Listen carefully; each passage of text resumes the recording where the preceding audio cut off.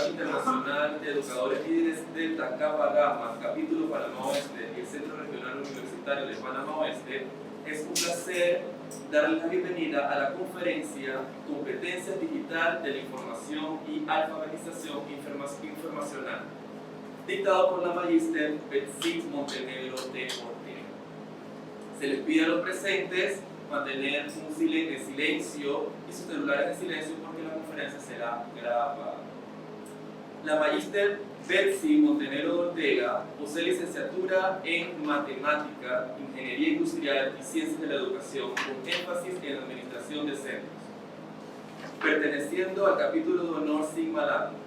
Es especialista en dificultades de aprendizaje de matemática, investigación, docencia superior, alta gerencia y cuenta con maestría en dirección y supervisión educativa, matemática educativa, habilitación expresa con énfasis en recursos humanos y máster universitario en tecnología educativa y competencias digitales de la Universidad Internacional de Rioja de España.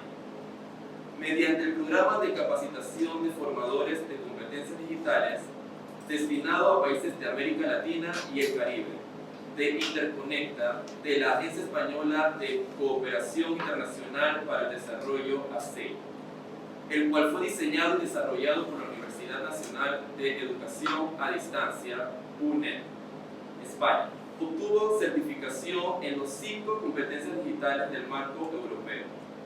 Se ha desempeñado como docente de matemáticas en diferentes centros educativos, docente universitaria en Ingeniería y Educación. Ha ocupado cargos administrativos dentro del Ministerio de Educación como Directora Nacional de Educación Media Académica, asistente de la Dirección General de Educación y en la actualidad es Supervisora Nacional Titular de Matemática de Educación Básica General de la República de Panamá.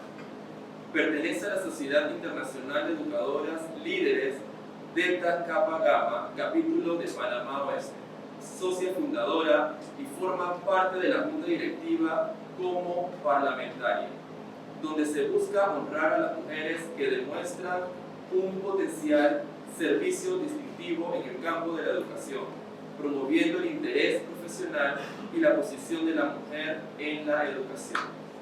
Nuevamente, bienvenidos con ustedes la magíster Betsy Montenegro de Ortega. Muy buenas tardes. Para mí es un placer estar compartiendo con ustedes. Mi nombre es, como lo ha dicho el moderador, Betsy Montero de Ortega. Trabajo en el Ministerio de Educación y voy a hablarles hoy sobre la competencia digital de información y alfabetización informacional, producto de certificaciones adquiridas mediante cursos que han sido brindados de forma gratuita por organismos internacionales como la Cooperación Española, AECI, que tiene su sede en Bolivia, y en la UNED de España, quienes fueron los que desarrollaron los cursos de las 5 competencias digitales, auspiciados por la OEI Panamá y el convenio Andrés Bello. Entonces le doy también las gracias a la profesora, la doctora Ilka de Torres, por haberme tomado en consideración para poderles transmitir a ustedes concientización, sobre todo de la importancia que tienen las competencias digitales hoy día en lo que es la educación. Entonces vamos a iniciar. Áreas de las competencias digitales. Según el marco europeo, para el ámbito educativo se deben de adquirir 5 competencias digitales. Hoy día no basta con saber entrar en plataformas, conectarnos, estar exponiendo o presentando por medio de ellas. Debemos saber y adquirir esas competencias porque todo está regulado en el ámbito de la tecnología hoy día. Entonces, la primera competencia digital, que es la que vamos a desarrollar nosotros en la tarde de hoy, es la información y alfabetización informacional, que en esa es que haremos énfasis, que es la primera y todas son importantes, pero esta es la base fundamental que complementa todas las otras competencias digitales. Entonces, la segunda competencia es la comunicación y la colaboración. La tercera, creación de contenidos, que en esta competencia nos hacemos bastante énfasis en lo que es utilizar las herramientas digitales y cómo aplicarlas para el ámbito educativo. Pero para ello, miren que antes de ella tenemos estas otras dos competencias que van a ir a complementar cuando vamos a crear contenidos digitales. La cuarta competencia digital es seguridad en la red. Hoy día no podemos estar en la red sin saber de ciberseguridad y de cómo proteger nuestra identidad digital. Y para un docente es fundamental, porque desde el día 1 que usted decidió ser docente, debe de cuidar su identidad digital, porque lo que entra de una forma a la web queda para el resto de los días. Entonces no es para esperar para después, sino que hay que hacerlo desde ya. Entonces, en la quinta competencia se refiere a la resolución de problemas.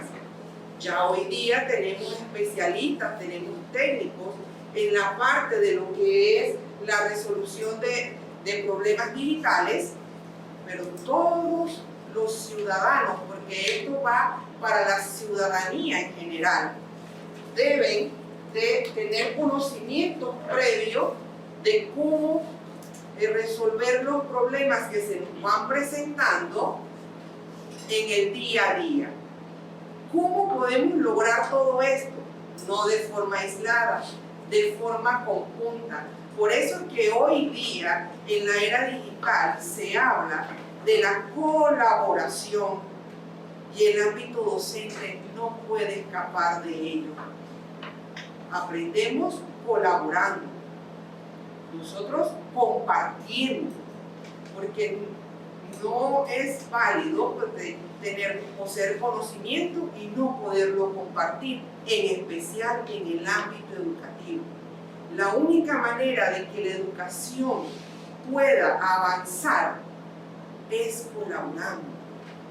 Entonces, este es el marco europeo que hoy día ya está aplicado, que todo docente para esas áreas, para esos países, debe de cumplir las 5 competencias. Hace poco ya ha sido aprobado de que dentro de los requisitos que están exigiendo en aquellos países es poseer las competencias digitales. Vamos entonces a desarrollar parte de lo que es la primera competencia digital. En la tarde de hoy trataré de concientizar, porque solamente en la primera competencia digital podemos estar hablando de varios meses de capacitación en talleres para poderla adquirir. Por lo menos en el caso de lo que ha sido el curso transmitido por medio de la UNED de España y la ESIC, inició desde el 2020, desde el 2021, marzo del 2021, y la última competencia digital fue terminada en el mes de agosto del 2022. O sea que son meses para poder ir adquiriendo, poder ir practicando, porque se trata también de poder practicar, de ir conociendo, de poder ir explorando. Pero lo que busco es poder concientizar para dejar esa chispa de que tenemos que comenzar a ser autodidactas. Que quizás lo que en la tarde de hoy les pueda compartir, quizás ya mañana no sea, porque ha avanzado más. Entonces, estamos en la era en donde todos debemos desaprender y volver a aprender y mantenernos en constante cambio. Entonces, cuando hablamos de la información y alfabetización informacional, ella conlleva 3 subcompetencias.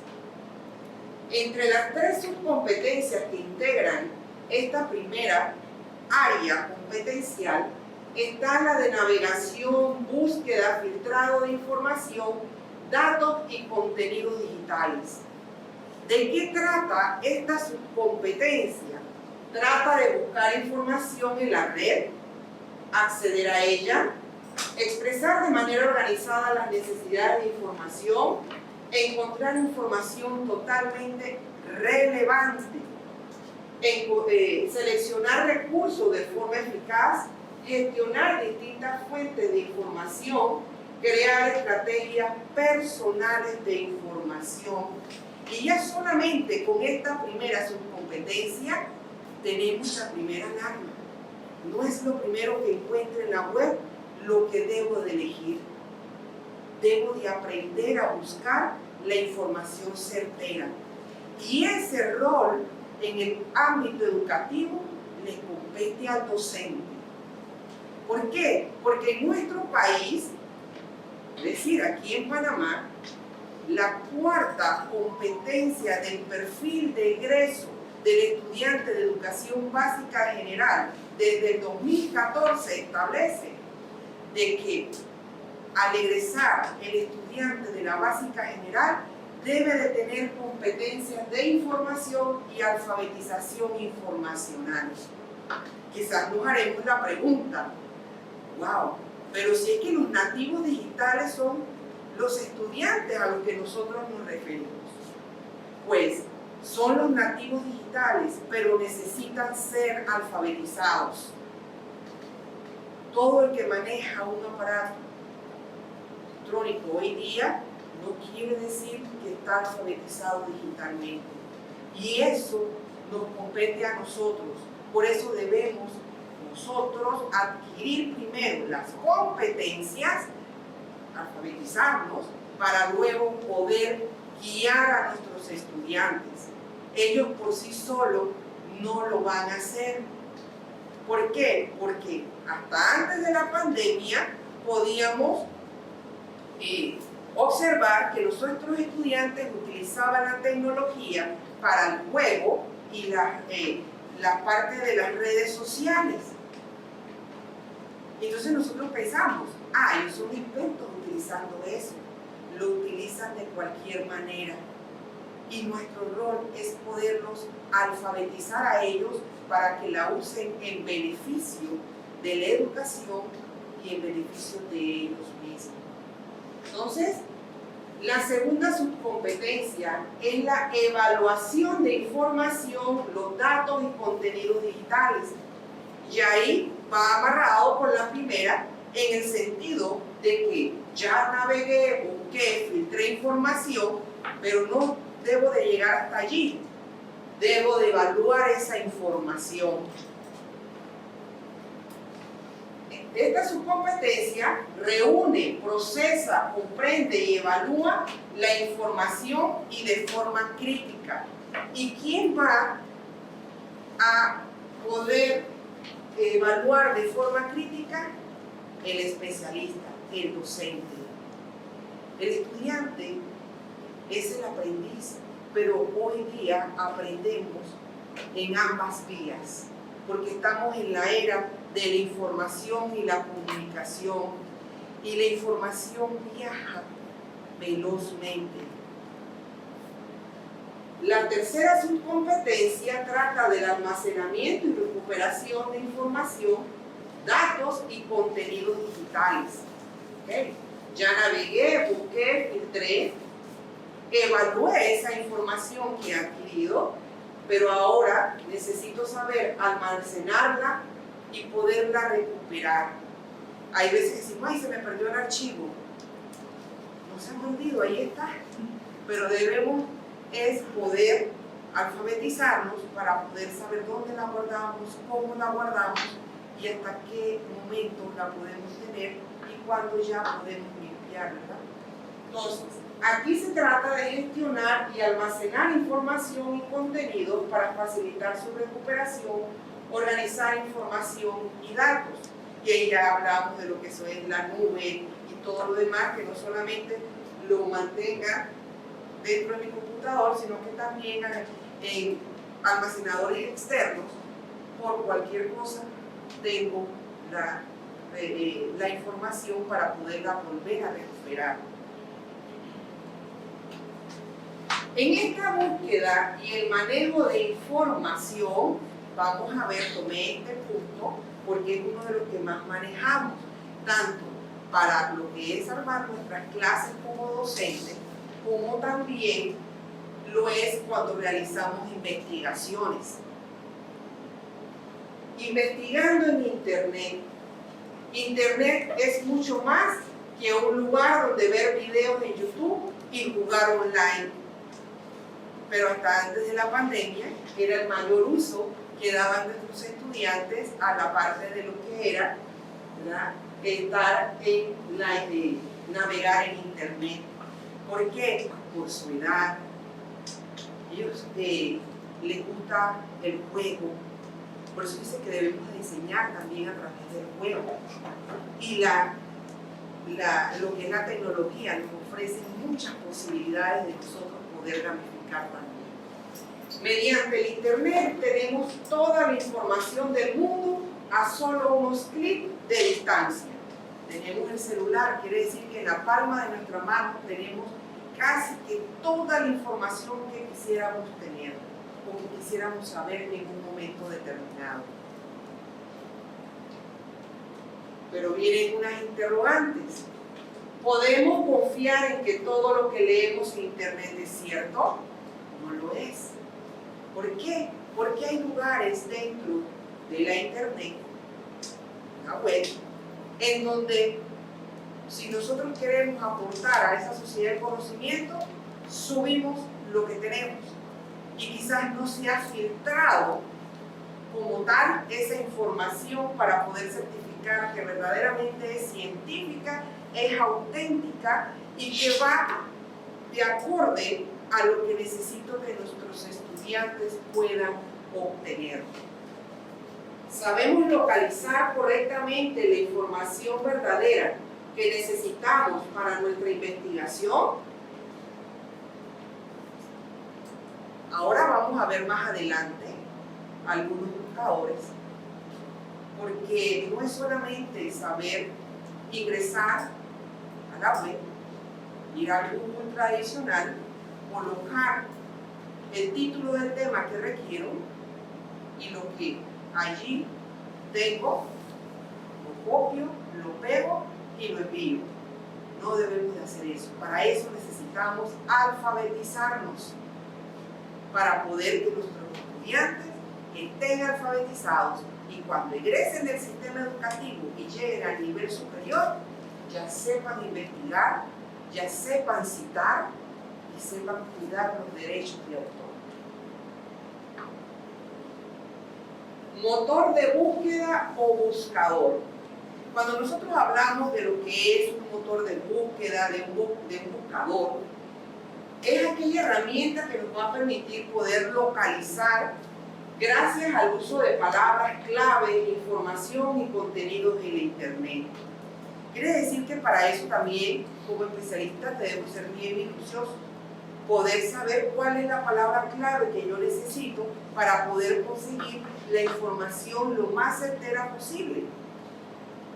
Hay motores de búsquedas, hay muchos. Aquí les coloqué los más utilizados en nuestro ámbito educativo. El Google, ese es el que casi todo el mundo lo usa. No solamente los docentes, sino que el padre de familia que quiere ayudar a su hijo y tiene conocimientos de cómo entrar en la web y todo lo demás, va a buscar en Google. Entonces, en esta tarde, a manera de reflexión,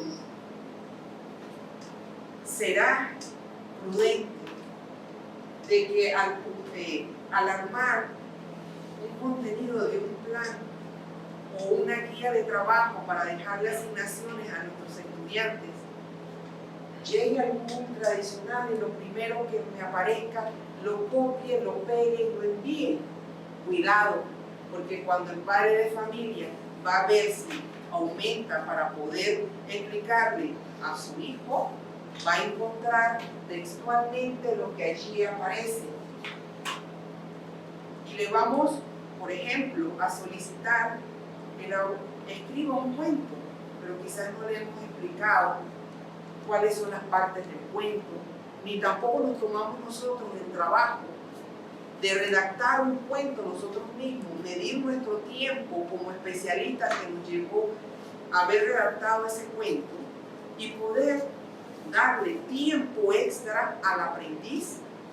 Solamente eso lo sabemos si nosotros nos sentamos antes de enviar una tarea o una actividad, que si nosotros lo hacemos, sabemos el tiempo, sabemos poder evaluar posteriormente lo que va a ser el esfuerzo del estudiante. Y hablo de evaluar, porque calificar y evaluar son dos cosas diferentes. Nosotros debemos hablar de evaluar.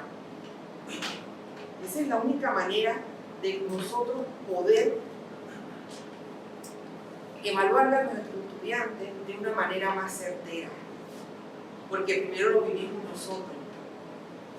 Podemos tomar, si el ejemplo es apropiado de lo que encontramos, basarnos en él, pero produzca también el suyo, porque al estudiante, si toma, continúa y lo copia y lo pega y nos lo entrega, se lo rechazamos. Entonces, alfabetizar, si nosotros queremos alfabetizar a nuestros estudiantes, debemos de dar el ejemplo. Porque recuerden que un docente es un guía y un orientador de un proceso y debe de dar el ejemplo. El Yahoo también, esa parte, ese motor de búsqueda también es bastante utilizado, pero el de todos estos, el Google académico, es uno de los más confiables para el ámbito educativo. Y los invito a que los exploren y tengo la certeza de que ya muchos de ustedes investigan aquí en el Google académico. ¿Por qué? Porque allí lo que aparece es proveniente de lo que son revistas indexadas. Y para poder haber sido publicado en una revista indexada, debió haber pasado por muchos filtros antes de ser publicado.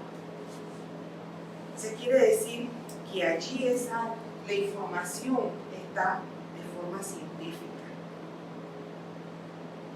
Ha sido filtrada, que no ocurre con todo lo que encontramos en el mundo tradicional. Allí ahorita mismo queremos abrir una wiki, subimos, cada quien aporta, lo sube, y si nadie lo revisa, se fue lo bueno, lo malo y lo regular. El siguiente que entra y busca, lo da por hecho de que así es. Entonces tengamos mucho cuidado. Y estos otros dos motores de búsqueda también tienen sus especificaciones que es bueno que ustedes hoy se lleven y puedan navegar en ellos desde sus hogares y puedan experimentar y observar qué ventajas tiene uno, cuál tiene el otro y por qué se dice que debemos también utilizar motores de búsqueda especializados. Selección de la información. Tenemos que dar gracias a la internet, porque cuando no teníamos el internet, si no contábamos con buenas enciclopedias, por ejemplo, carecíamos de un montón de información. Y hay veces que la literatura tampoco era tan variada o no teníamos acceso a ella, y entonces ya ahí teníamos dificultades. Hoy, a la hora que nosotros tengamos disponible, podemos hacer las búsquedas. Con una simple búsqueda en páginas web especializadas, foros y wikis, podemos encontrar información sobre prácticamente cualquier tema. Cualquiera. Bien, entonces para poder definir aquí que con una simple búsqueda en páginas web especializadas y en foros y wiki podemos encontrar información, tenemos aquí el foro. El foro es una manera en que podamos empezar a alfabetizar a nuestros estudiantes de cómo comportarse inclusive en las redes sociales. Pero el foro es un lugar de debate en internet donde se suele compartir información. Y cuando hablamos de foros académicos, debe de surgir la sapiencia de cada uno de los actores que va surgiendo. Y andamos en búsqueda de un conocimiento, no de un conflicto como tal. Porque se debe de producir para avanzar. La wiki, un documento colaborativo donde muchos usuarios pueden escribir. Las wikis son muy utilizadas también, tanto en los centros educativos a nivel, en cualquiera de los niveles, porque nuestros estudiantes, si le damos un punto de apoyo, ellos mueven el mundo en lo que es la parte de la tecnología. En las universidades se utiliza mucho, se trabaja mucho con la wiki. ¿Por qué? Porque usted va a aportar, pero a la vez de forma colaborativa van otros también compañeros aportando, aumentando y compartiendo su conocimiento.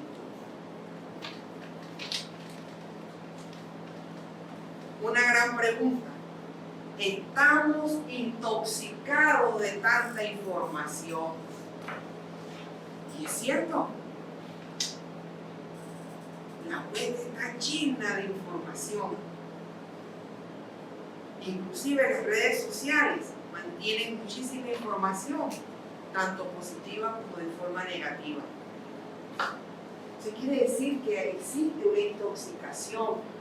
Entonces, el gran número de usuarios de internet y la presencia de la publicidad han traído un exceso o sobrecarga de información.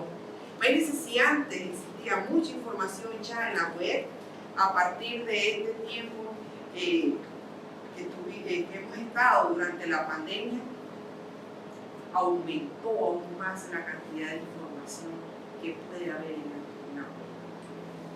Hace difícil localizar, seleccionar, analizar, clasificar o incluso comprender la información que nos interesa y no es útil. Es difícil. Por eso es que el especialista en el ámbito educativo, el especialista debe ser el primer investigador. No debo de estar mandando a investigar, sino doy de primera mano fuentes certeras para que el estudiante tenga una orientación inicial de qué consiste el tema que va a investigar. Porque si no va a tomar lo primero que le aparece. Por eso la importancia, y vuelvo y recalco, de estar alfabetizados digitalmente para poder alfabetizar a nuestros estudiantes. En ocasiones la información que encontramos en la red es errónea, inútil o incompleta. Puede haber sido malentendida por el autor o no haber revisada, y es lo que ya hemos planteado durante esta tarde. Entonces tenemos que tener mucho cuidado. Así que por ello es indispensable no solo aprender a buscar en la red, porque pensamos que como ya sé buscar en la red, ya, no, sino a elegir fuentes que garanticen fiabilidad, y esa parte es muy importante. Tengo que poder saber si eso es de fuentes fiables. Y ahora vamos a ver una orientación del cómo.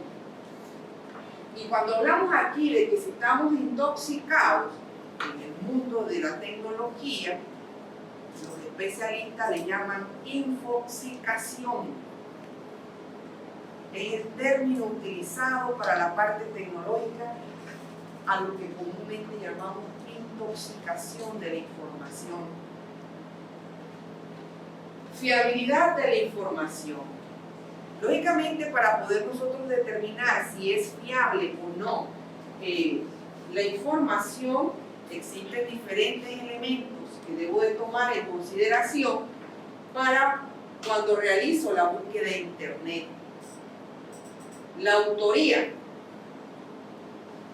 Tengo que tener mucho cuidado en la autoría, que es la indicación de quién escribió esa información, dónde, de qué fuente proviene esa información. Eso es importantísimo.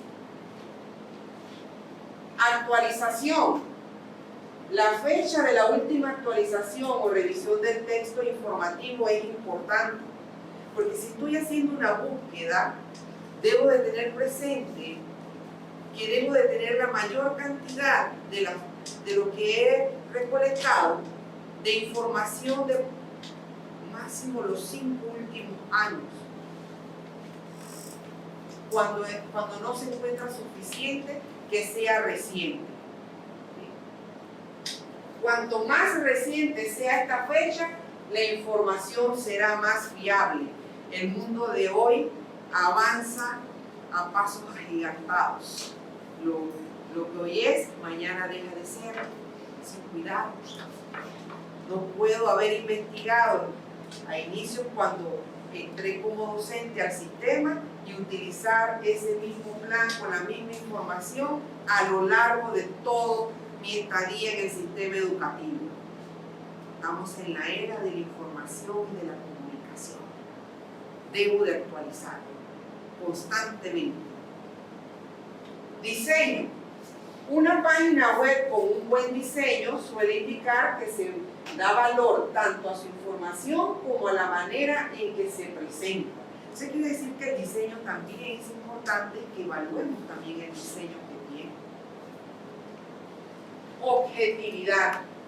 Las páginas web que carecen de publicidad y presentan su información de manera clara, como ocurre en el caso de los sitios de carácter oficial, académico, científico, suelen incorporar información precisa y veraz.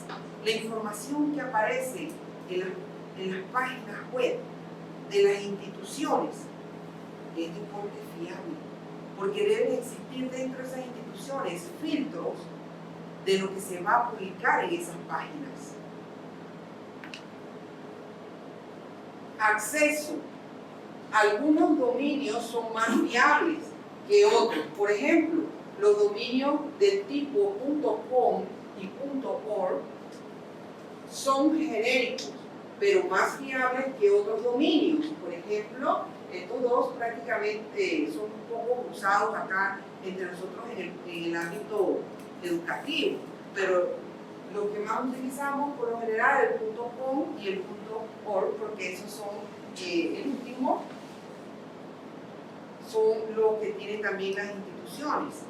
Entonces, de ahí se trata. Entonces, los dominios propios de entidades gubernamentales, como por ejemplo .gov.es o .gov, ofrecen contenido de la más alta fiabilidad. Por eso que, por ejemplo, en las páginas web de los ministerios de educación, todo lo que se sube debe ser totalmente fiable.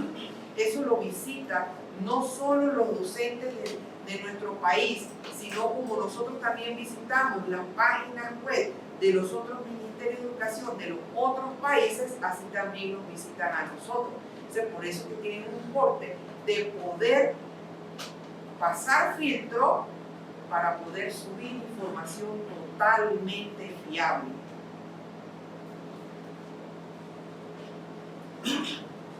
Vamos entonces ahora a entrar a la parte de lo que es la evaluación de la información, los datos y los contenidos digitales. Para esta parte iniciamos con la democratización de la información. ¿Por qué? Porque nosotros nos estamos dirigiendo a la ciudadanía en general. Y la democratización de la información no es más que un libre flujo de ideas donde las personas pueden comunicarse a través de diferentes redes sociales, espacios virtuales, ofreciendo posibilidades que se puedan acceder y difundir diferentes opiniones manejadas por cualquier ciudadano. Y eso es lo que vemos generalmente en las redes sociales. cualquiera sube una información en cualquiera de las redes sociales y los que siguen van opinando. Algunos de manera muy atinada, otros no. Y al final, en los últimos temas, vamos a ver también de qué manera nosotros tenemos que participar en esas redes sociales. Porque tampoco es escribir por escribir, ni tampoco de cualquier manera. Igual cuando estamos participando de webinar, foros, etcétera, de forma sincrónica, debemos de saber cómo comportarnos al estar en ese mundo virtual. Porque así como en el mundo real nosotros tenemos normas que nos rigen de comportamiento, así mismo existen en lo que es la parte tecnológica. El derecho a la información y a la comunicación es algo totalmente consustancial a la vida democrática, porque todos tenemos derecho a emitir nuestras opiniones, cuya vitalidad depende de una ciudadanía debidamente informada y deliberante para participar y corresponsabilizarse en la toma de decisiones de los asuntos públicos. Eso quiere decir que comunicarnos es un derecho que tenemos todos, pero tenemos que poder llevar a nuestros estudiantes a poder que aprendan cómo comunicarse de manera asertiva y aparte de eso, cumpliendo normas establecidas en lo que es el mundo virtual. Esa parte es muy importante. Ellos por sí solos no lo van a hacer. Ellos van a leer instrucciones de un juego y tampoco quizás no las lean, porque el que es nativo digital, él le fluye de manera natural. Pero ellos no van a estar haciendo especificaciones de cómo hacerlo.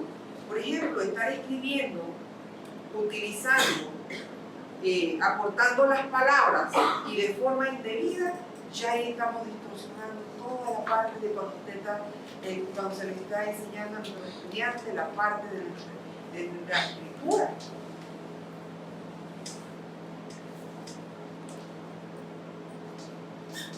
La necesidad de evaluar la información con la que trabajamos y de qué fuente está procediendo esa información es necesaria que nosotros la realicemos. ¿Cómo la vamos a realizar? Aquí en la página de la UNED de España, aquí está la fuente que cito, habían sistematizado en esta forma de cuadro y se nos fue proporcionada también dentro de nuestra capacitación, y es muy interesante conocer estas pautas. Por ejemplo, son los criterios de calidad para poder analizar la información. ¿Quién? Cuando me hablan de quién, se está refiriendo a quién es el autor de donde extraje esa información. ¿Qué me voy a preguntar para tener como preguntas bases? ¿La información es completa y precisa? Eso lo puedo realizar una vez ya haya terminado el proceso de la investigación, para poder saber de lo que logré conseguir, si cumple o no los criterios de calidad de ese análisis, de esa evaluación de lo que es la información.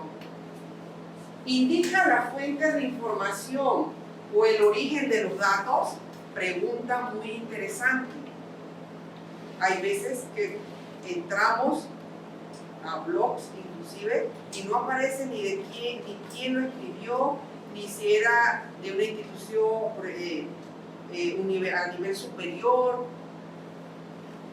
o de dónde venía. Eso quiere decir que cualquiera, cuando se hace uso de las herramientas digitales, aprende, por ejemplo, a crear un blog y lo puede dejar al libre. Y después nosotros entramos allí y pensamos de que es un especialista el que lo tomó, pero ¿cómo voy a hacerlo certero si ni siquiera tiene la fuente? ¿Dónde? Cuando hablo de dónde, ¿Dónde se encuentra la información? ¿En qué lugar está esa información que nosotros hemos encontrado? La página web está en un servidor personal, está en la página web de una institución o es comercial, y dependiendo de cualquiera de estas tres partes, nosotros tenemos que evaluar si en realidad está acorde para lo que yo estoy investigando. ¿Cuál es la reputación del editorial del libro o revista? Eso también es importante. Por eso es que cuando entramos al Google académico, ahí solamente nos va a salir lo que está en revistas indexadas, lo que ha sido filtrado, revisado. ¿Cuándo? ¿De dónde proviene la información? ¿La información está actualizada? Ahí dice lo que estaba antes de este periodo que hemos vivido de pandemia. Ya quizás hay cosas que son diferentes a lo que estamos viviendo en el día de hoy, y sobre todo en el ámbito educativo. El ámbito educativo dio un giro de casi 360 grados de un día para otro. Quizás lo que para muchos representaba años en poderse lograr, se logró de un día para el otro.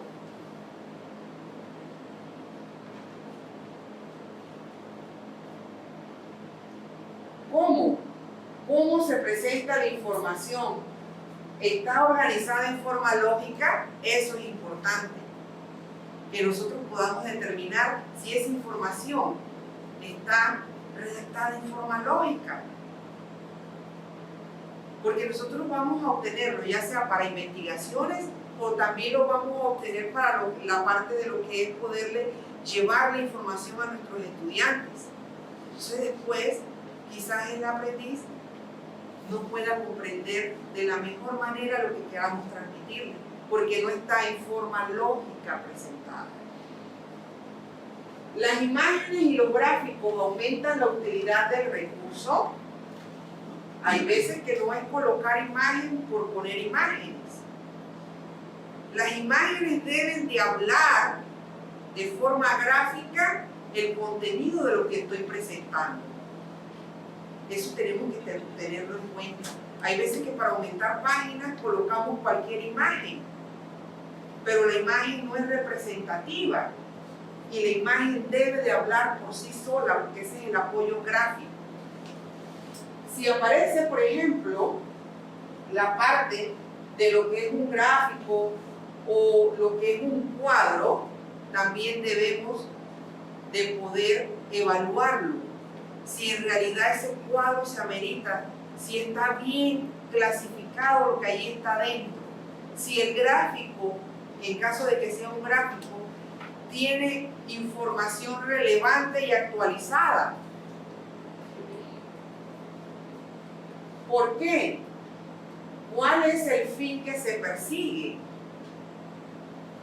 ¿Se dirige a una audiencia concreta, expertos, niños, etcétera? Eso también es importante, porque tengo que saber a qué nivel educativo me estoy dirigiendo.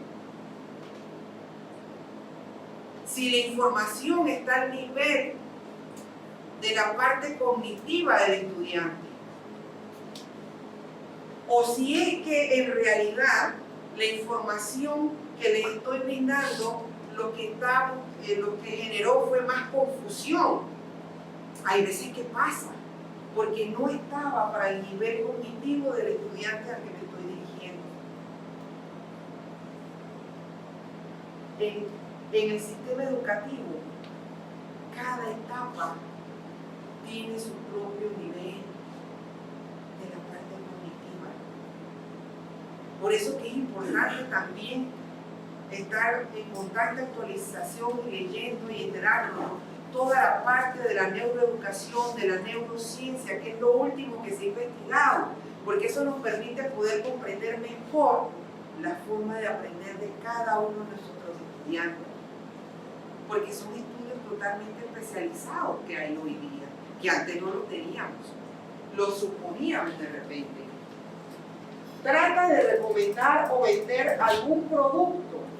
Eso es importante, porque imagínense que lo que estoy colocando es una información, pero la información lo que estaba tratando era de vender un producto.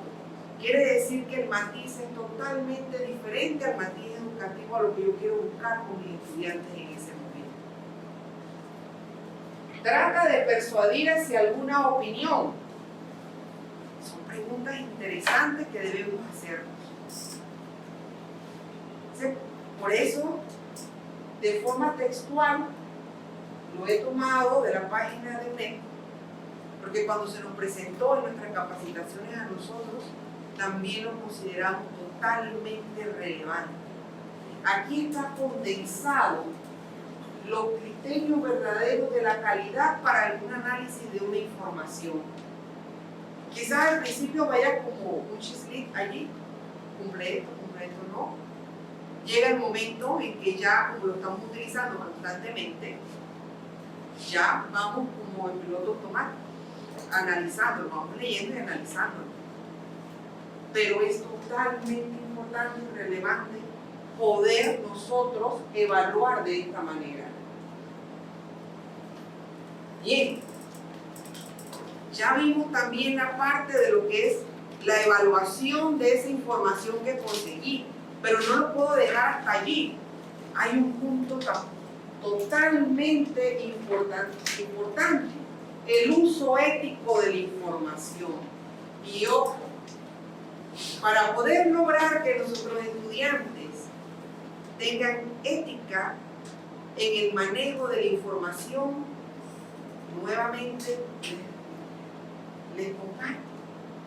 Los primeros que debemos de dar el ejemplo somos nosotros los docentes. No podemos esperar algo diferente de lo que nosotros nos damos. El uso cotidiano del Internet facilita acciones como el copio y pego. Recuerden que en la web no hay nada escondido. Y porque si usted lo encontró, lo encuentra cualquier estudiante o cualquier padre de familia. Y si usted copia y pega, ¿qué le va a presentar el estudiante a usted cuando le solicita una investigación? El copiado y pegado. Entonces ahí volvemos al punto de la importancia que tiene alfabetizarse digitalmente, no solamente saber utilizar lo que es la tecnología como una herramienta simple y listo. No. Esto hace imprescindible conocer implicaciones legales, sociales y éticas de la información. Y aquí en nuestro país tenemos normas que rigen lo que es el derecho de autor. Cuidado con eso. Mucho cuidado. Según las definiciones de la Real Academia de la Lengua, si definimos ética, no es más que el conjunto de normas morales que rigen la conducta humana.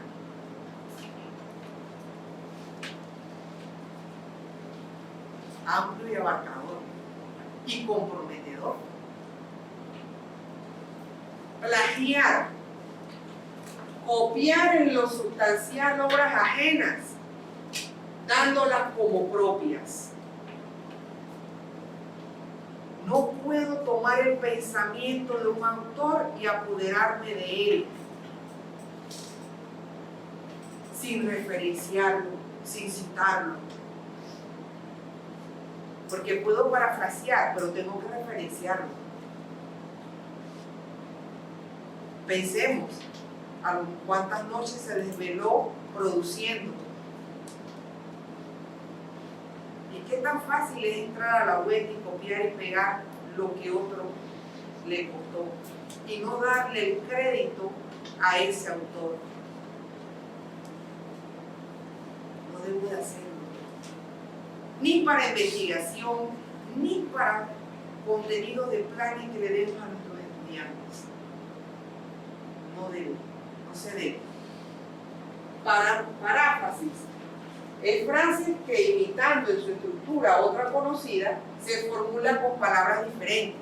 Ok, parafraseé, pero al final, en referencias bibliográficas, coloque la referencia, porque indistintamente usted partió del pensamiento del autor, pero lo transformó o lo acondicionó a lo suyo. Pero el primero fue él.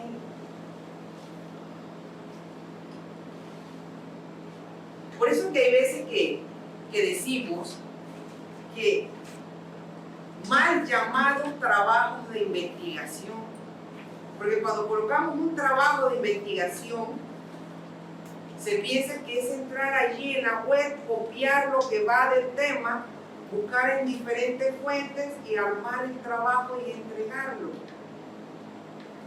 ¿No? Y a nivel universitario ya no debería de ocurrir, porque ya se ha egresado de un sistema educativo donde las competencias marcan desde el perfil de egreso del estudiante en la educación básica general. Quiere decir que cuando se llega a nivel superior, ya se pueden entregar verdaderos trabajos de investigación. Hoy día en los libros de español, del 4º o 5º grado, ya está apareciendo que los niños deben de cómo deben de citar mediante las normas APA 7. Se quiere decir que si ya viene a nivel de la primaria, se quiere decir que ya el docente debe estar experto en eso. ¿Sí? Uso ético de la información. O sea, ya habíamos comentado que era un plagio. Repetir un texto sin hacer referencia de su autor. Eso es plagio. Copiar imágenes, música, etcétera, sin citar su procedencia. Tomo un video de YouTube y ya solamente lo pongo aquí. Pero ¿dónde está esa referencia para darle los créditos a quien realizó ese trabajo?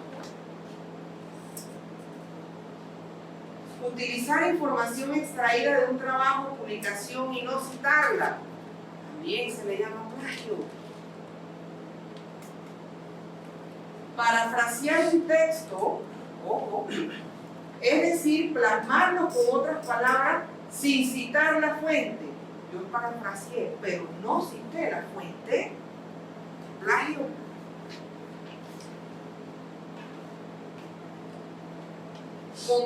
Comprar o conseguir un trabajo, ojo con esto, comprar o conseguir un trabajo y presentarlo como propio.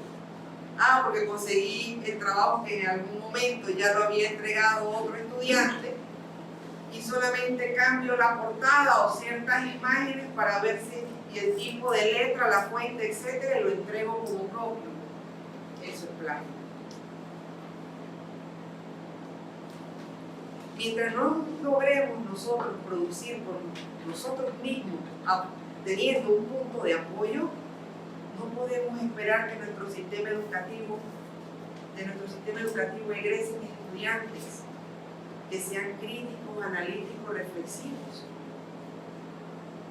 ¿Cómo? Si no le hemos enseñado, no lo hemos alfabetizado. ¿Cómo evitar el plagio? Se puede evitar el plagio de la siguiente manera: cuando utilizamos una información proporcionando datos de su procedencia, citando la fuente, identificando y reconociendo las fuentes, citando la bibliografía utilizada. En normas APA 7, allí se coloca que son referencias bibliográficas, el término que nombra normas APA 7, entrecomillando, tomando nota de los autores, etc., identificando inequívocamente de dónde se ha obtenido la información. Inclusive, si usted va, por ejemplo, sabemos Lazarillo de Tormes, no tiene autor desconocido, pero debo de citarlo de que es de allí, por ejemplo, y que es de autor desconocido. Porque no se dice el nombre, no sabemos quién lo escribió, pero hubo alguien que lo escribió y debo de referenciarlo. Ojo con eso.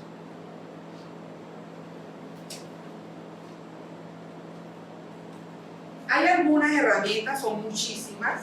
Aquí solamente traje dos que son de uso gratuito y esta acá abajo se paga para poderlo tener. Que nosotros podemos ir escribiendo nuestro trabajo de investigación o cualquier tipo de trabajo y poderlo someter a estas herramientas o recursos de detección de plagio. Ahí nos va a decir cuánto es el porcentaje que existe de similitud con lo que hay en la web. Hay unos que son más poderosos que otros.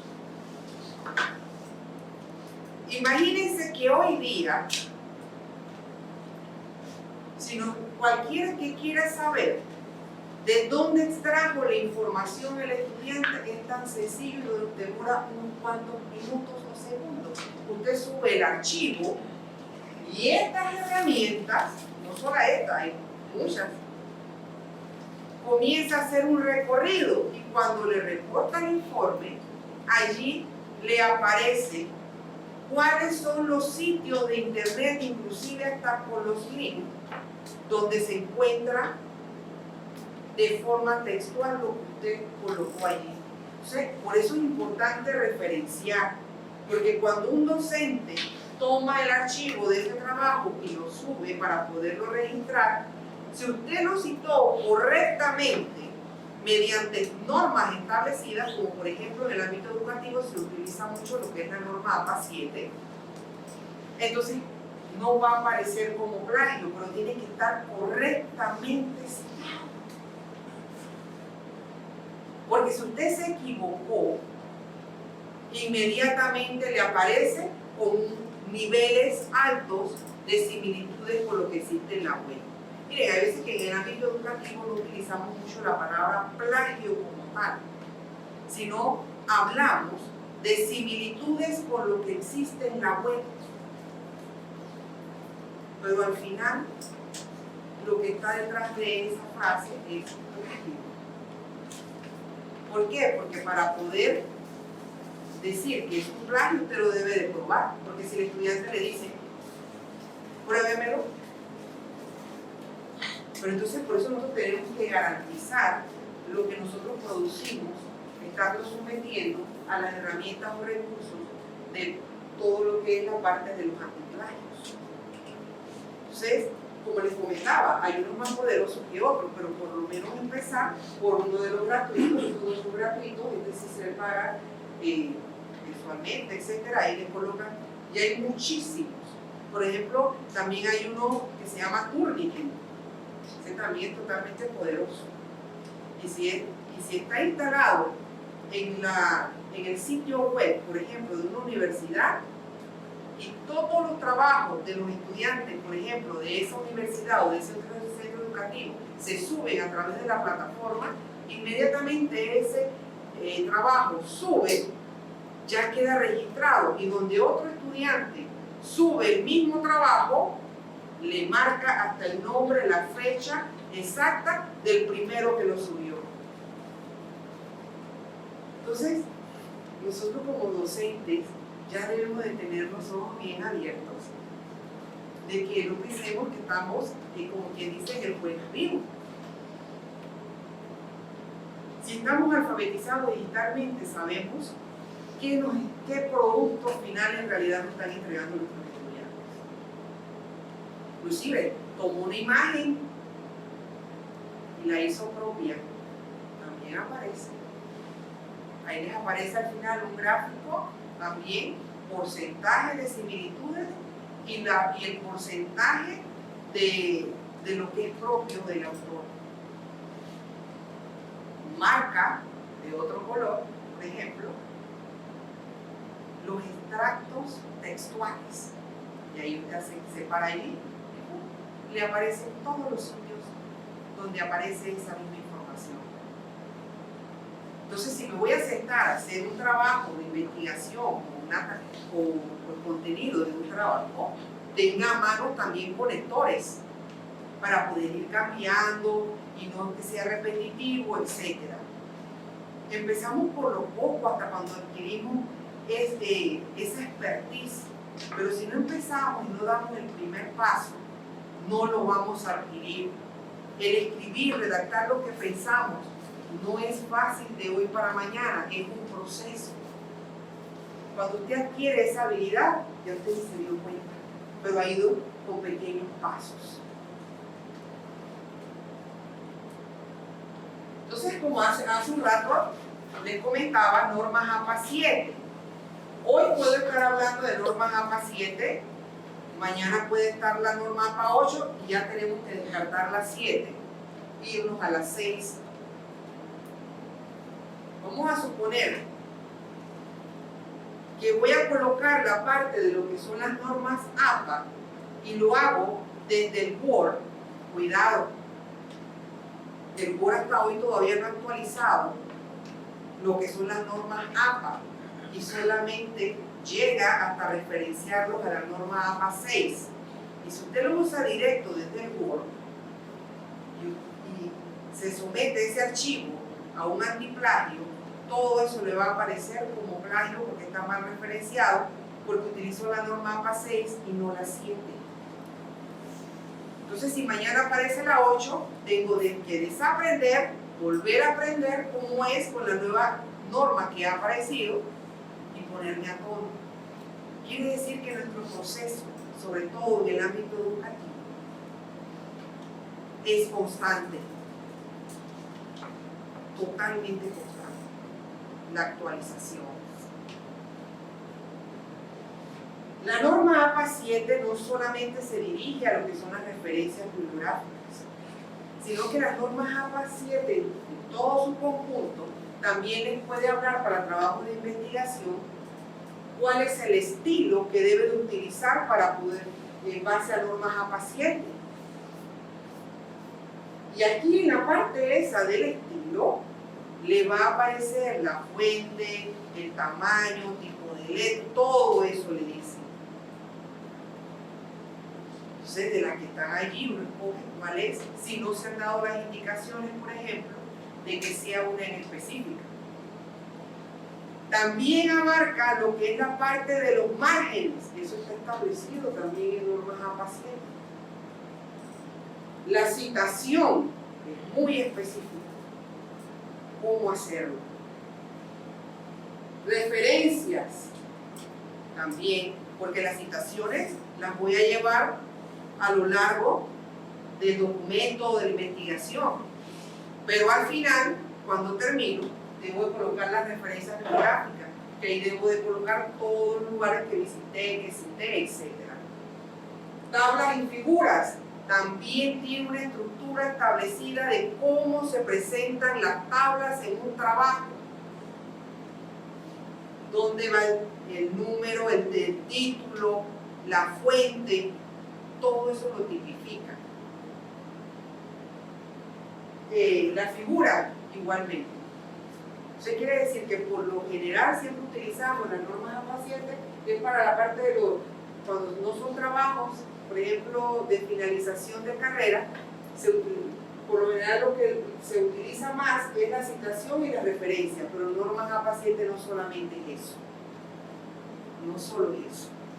Por eso que si un docente le diría hoy a ustedes, le solicita un trabajo de investigación y no especifica, pero le dice, utilice normas APA 7, cuidado, porque ahí le está diciendo, ahí ya le está diciendo, utilice normas APA 7, quiere decir que ahí están incluidos cuáles son los márgenes, de qué tamaño son los márgenes, qué tipo de letra, qué tamaño, ahí te está ofreciendo todo. Y él les dio la palabra clave, normas APA 7. Pero no son las únicas que existen. Ellas nacieron en la Asociación Americana de Psicología y el ámbito educativo la adoptó prácticamente en casi todas las partes del mundo. Pero no son las únicas, aparecen las normas Vancouver, etc. Hay muchísimos otros tipos de normas que, por ejemplo, que cuando usted va a escribir en revistas, usted tiene que saber esa revista, qué tipo de normas utiliza. Y de acuerdo a la que utiliza, entonces usted se basa en esa norma.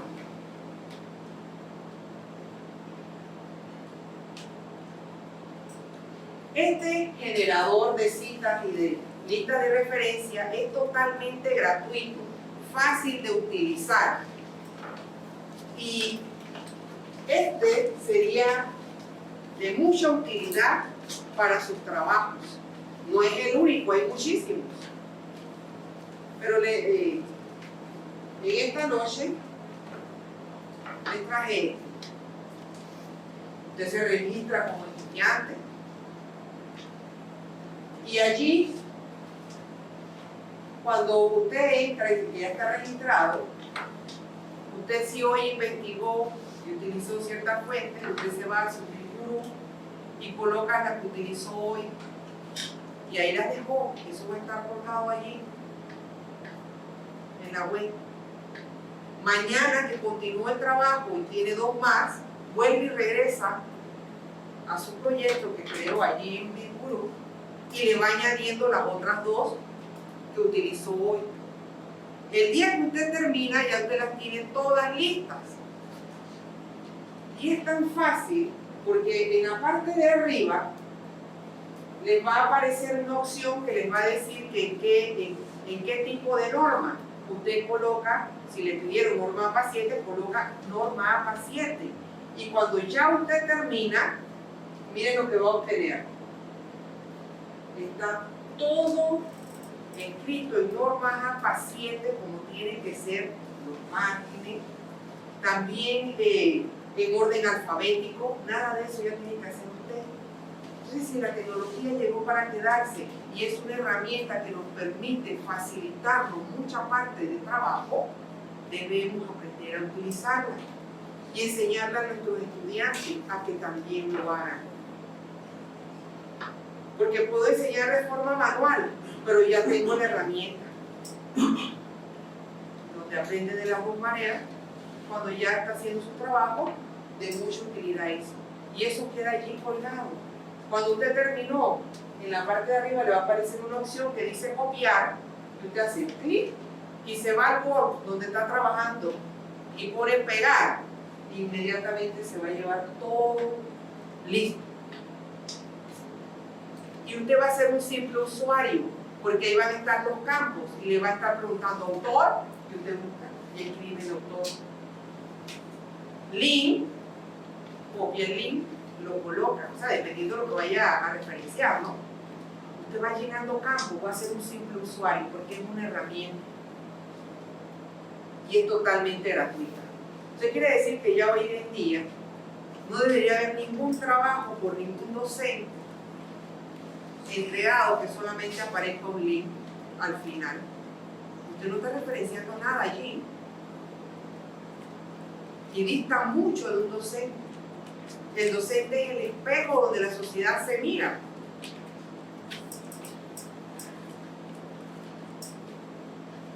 Hoy día lo que no comprendemos, o sea, es fácil. Entramos a YouTube, buscamos y somos específicos en qué quiero y me salen muchos videos.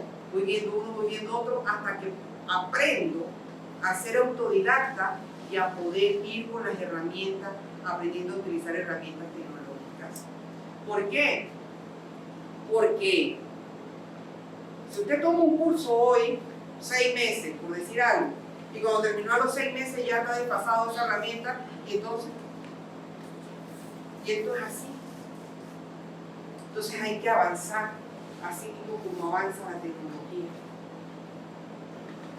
Normas de la etiqueta. Esta parte corresponde a otra competencia digital, pero esta noche no me podría ir de aquí si no le hago mención, no de todas, sino de algunas en específico que quizás sean las que más podemos utilizar nosotros mismos y nuestros estudiantes. Esto dista mucho, porque ya poseer un título universitario no hace la diferencia, ni tener mucho tampoco. Aparte de tenerlos, hay que tener competencias personales, profesionales, digitales, etc. Entonces quiere decir que debo aprender a comportarme en ese mundo del juego. Para comunicación sincrónica, nosotros debemos de aprender a respetar el ancho de banda de los participantes. Cuando usted enciende su cámara, su ancho de banda disminuye. Va a escuchar más, se le va a entrecortar, etc. Al entrar a la videoconferencia debe mantener la cámara y los micrófonos apagados. Y ojo, en tiempo de pandemia, el que no encendía su cámara no tenía asistencia. Y en el mundo digital, los conocedores y especialistas dicen no está alfabetizado digitalmente. Porque para eso, la misma plataforma descarga la asistencia y ahí vas a poder observar a qué hora entró el estudiante, a qué hora salió, a qué hora volvió a entrar, cuando todo. Entonces, ¿por qué gastar tiempo en la parte de lo que es lo sincrónico, en gastar 10, 20 minutos? Pedro, Juan, tiene la cámara, no te veo. Eso no es estar alfabetizado digitalmente. Esa era la tónica. Yo decía, wow, tantas deficiencias que tenemos en matemática, en español, por ejemplo, y el docente le presta más atención a esa asistencia y que si abrió o no abrió la cámara del estudiante. Cuando de repente puede haber un momento donde se le solicite que encienda la cámara, pero hay que respetar el ancho de banda. No grites al participar y al escribir en el chat. Vean eso. Vamos. Dice, no grites. Ahora yo puedo gritar porque vamos a suponer que estoy aquí de forma presencial. Pero el grito, en este mundo digital, no utilice mayúsculas cerradas. Todo el que escribe en mayúsculas cerradas, en el chat, de cualquier webinar, de cualquier clase, etcétera, es un acto de total grosería. Eso significa escribir con mayúsculas cerradas cuando usted va a aportar o usted se va, aunque usted diga buenos días y lo escribe en mayúsculas cerradas, todos los alfabetizados digitalmente dicen esa persona está sin normas de etiqueta. Cuidado con eso. No entregue documentos a los estudiantes donde todo está escrito con mayúsculas cerradas y encima se lo cuelga en la web. Ojo con eso. Esto está considerado, estas normas de etiqueta rigen a nivel mundial. Y no son todas, solamente trajes como las que más utilizamos constantemente. Para participar, selecciona el símbolo de levantar la mano que se encuentra en la barra de controles de la reunión y espere a que el anfitrión le ceda la oportunidad. No deberíamos estar abriendo una sesión y que llegó 20 minutos tarde, buenas tardes, y se interrumpe todo. Respete el ancho de banda, respete el tiempo de todos los participantes. Entre de forma silenciosa. Ya el que está llevando la reunión inmediatamente le va a marcar que ahí entró esa persona. Y si no lo vio, después descarga la lista y lo observa. No hay caso.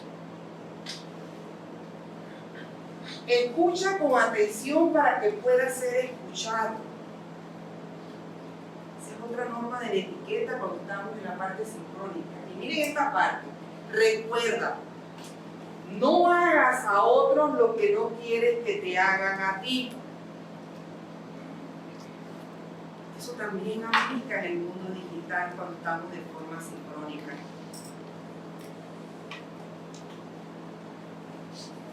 Ahora vamos a la parte de la comunicación totalmente asincrónica. Que usted se conectó, ya en la plataforma le quedan a los estudiantes las tareas, las asignaciones.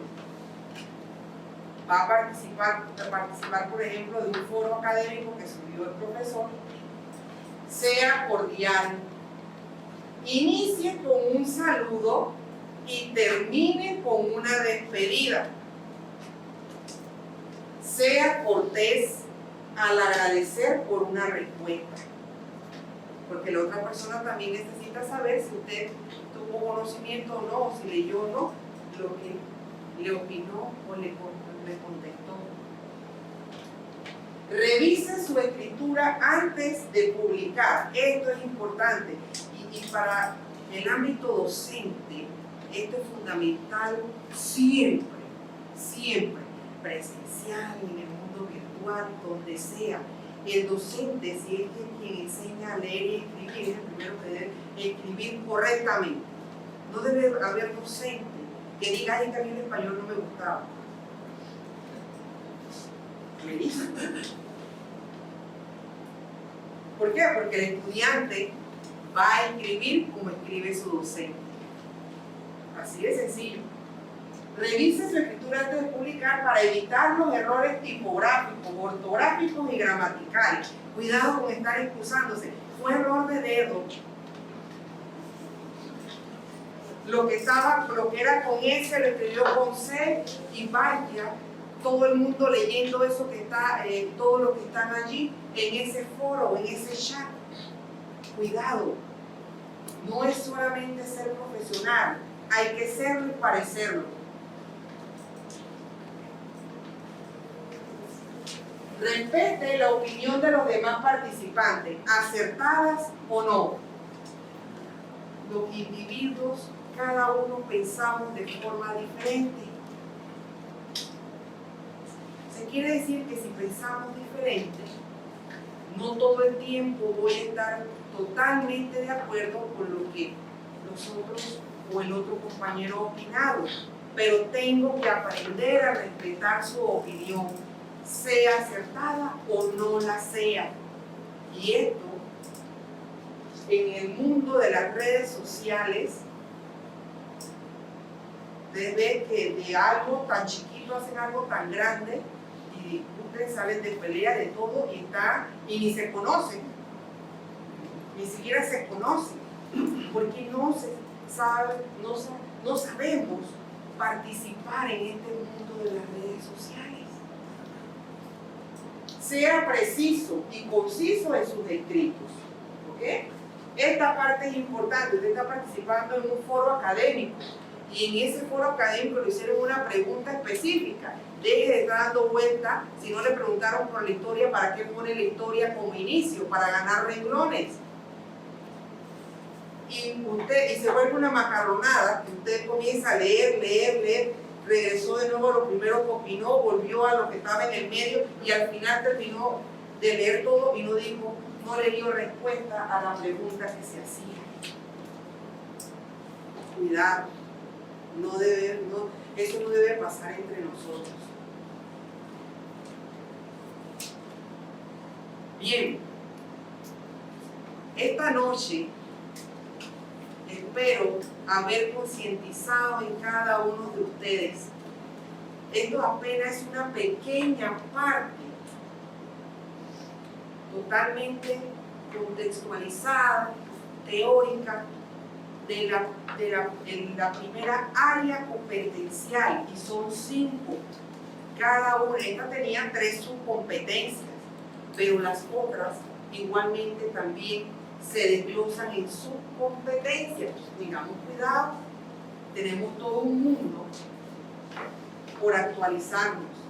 Y el primer paso es ser consciente que necesito alfabetizarme digitalmente para poder alfabetizar a mis estudiantes. En medio de la pandemia, estos organismos internacionales sintieron la necesidad de poder apoyar a lo que es sobre todo a los docentes, que valientemente, acertados o no dejaron de dar sus clases ante un mundo quizás para muchos desconocidos. Pero las encuestas arrojaban que es necesario la alfabetización, y quién más que los que pueden alfabetizar a las masas, los docentes, porque hay que alfabetizar a toda la ciudadanía entera, y ellos están dirigidos a la parte de lo que es la ciudadanía, y fue dictado por la Universidad de Educación a Distancia, UNED de España, pero hubieron auspiciadores, entre esos les comenté que la OEI Panamá, convenio Andrés Bello, que sucede está aquí en Panamá también, y estos cursos eran totalmente gratuitos para los que pertenecen a instituciones estatales de los países. Se quiere decir de que las oportunidades existen. Fue un tiempo de más de un año, de marzo de 2021 a agosto de 2022, para cubrir las 5 competencias digitales y fue maratónico, pero fue necesario. Entonces, solamente este tema desarrollado por medio de talleres nos tomaría un par de meses por lo menos para poder que ustedes vayan utilizando y enseñarles a utilizar la parte de las herramientas tecnológicas y todo eso, y ojalá tengan la oportunidad de poderse alfabetizar digitalmente. Nuestros estudiantes lo requieren, nosotros lo necesitamos. ¿Sí? Muchas gracias.